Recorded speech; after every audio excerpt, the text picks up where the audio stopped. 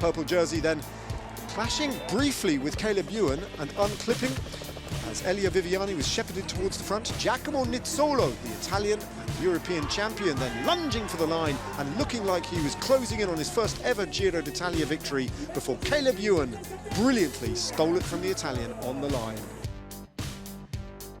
Into the final kilometre then, on the run into Novara, a complicated finale with a few sweeping bends and a finish line that was hidden behind a right-hand curve. Imperative that the riders chose the right line, and best of all was Tim Merlier from Alpecin Fenix, who read it to perfection. Fernando Gaviria brushing with disaster and almost coming to grief in the barriers just there, but Merlier was unbeatable. Nizzolo and Groenewegen chased as hard as they might, as well as Elia Viviani, but couldn't catch the Belgian, who cruised to victory in the end and took his first ever Grand Tour win in his first ever Grand Tour.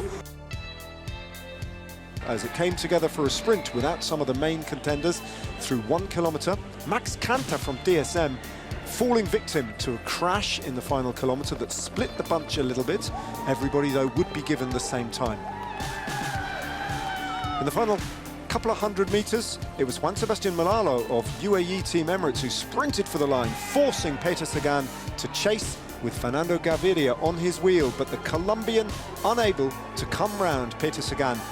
Once again, he rode to victory just as he did last year at the Giro.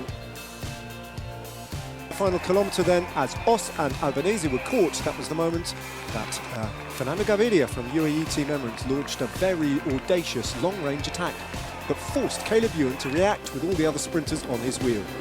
The Australian then, turning over a big gear in the final couple of 100 metres, caught Fernando Gaviria, and with no one else able to accelerate off his pace, launched another blistering turn of speed and went clear of the rest. At the line, the margin of victory was emphatic. Caleb Ewan winning his second stage after stage 5.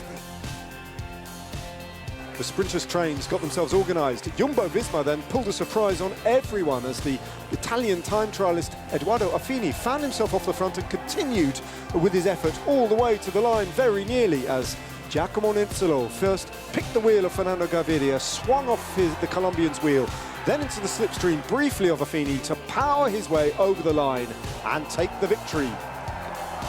For Pecco Assos then, a second win at the Giro d'Italia for that team, and for the first time in his long career, Giacomo Nizzolo has taken that elusive stage at the Giro d'Italia.